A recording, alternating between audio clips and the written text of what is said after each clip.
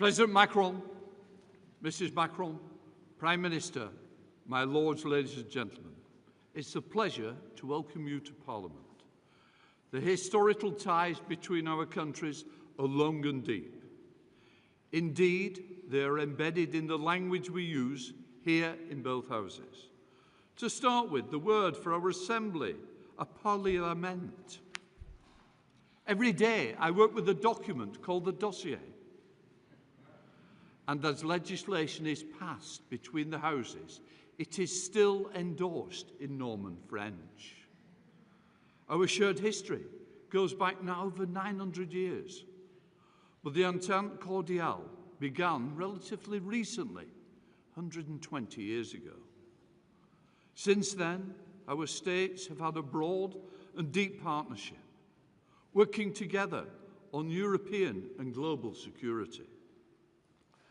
Together with peaceful ties, we have cooperated on defence in the past. We have fought side by side with France in the First World War. In every town and every village, our memorials remember those who went to war and did not return. From across the country, units like those in my own constituency of Chorley, the Chorley Pals, who fought on the Somme, went and did what had to be done. And again, in the Second World War, we were proud to form a base for the French government in exile. The beginning of the end of the war came on the beaches of Normandy. In 1944, Speaker Clifton Brown led a parliamentary delegation to visit Allied troops on the front line in Normandy. And France has never forgotten how we fought together. In 2018, I was honoured to be the ceremony in Chorley, where several of my constituents received France's highest honour, the National Order, the Legion of Honour, for their part in the liberation of France. In this year, the 80th anniversaries of victory in Europe and victory over Japan, we will remember them.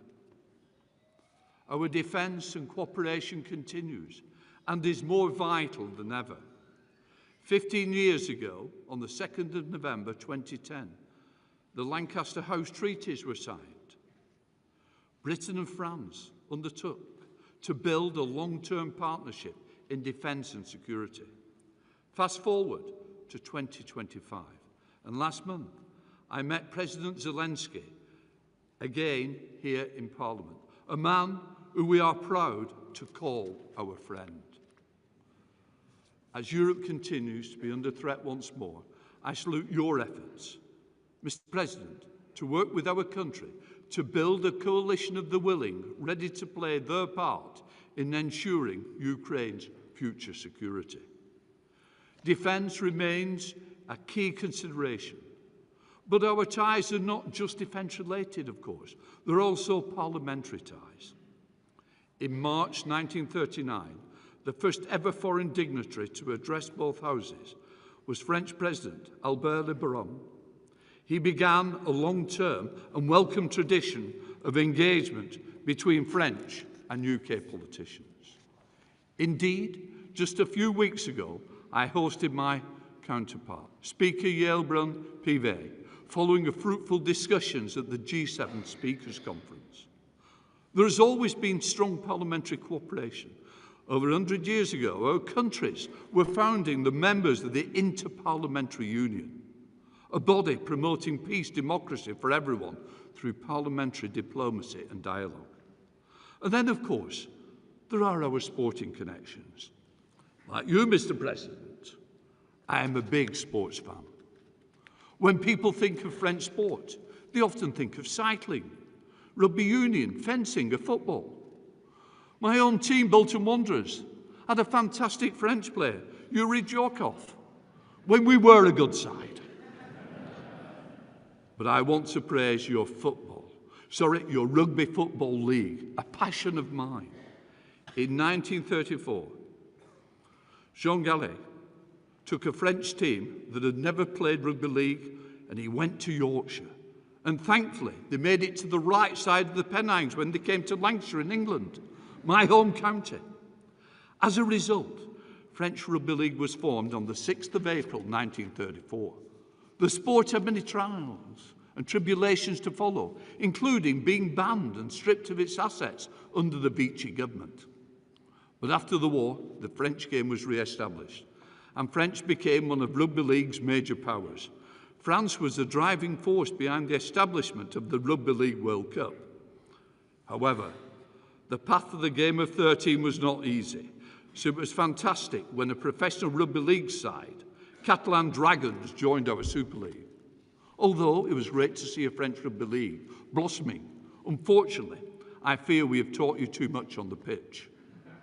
The Catalan Dragons demonstrated their prowess in 2018 when they won the Rugby League Challenge Cup, beating none other than my home team, Warrington Wolves, 20 points to 14, before a crowd of 50,000 at Wembley.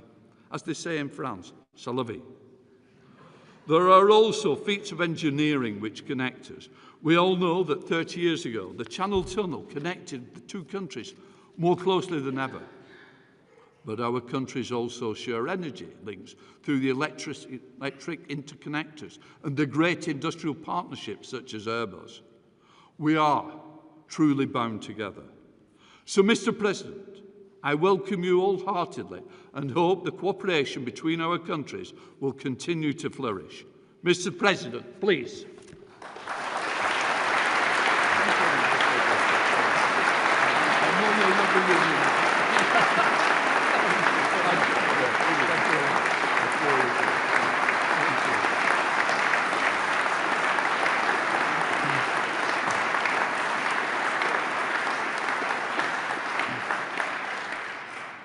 Mr. Prime Minister, Madam, Honourable Ministers, Mr. Speaker, Lord Speaker, Honourable Members of Parliament, Members of the House of Lords, ladies and gentlemen. I would like to thank you, Speaker, for your kind words and greatly appreciate everyone's warm welcome. On behalf of my wife Bridget and myself and my whole delegation, thank you very much for that. And it is a very great honor to speak before the two houses of the British Parliament, a place composed of both a high chamber and a low chamber, a place of history bygone,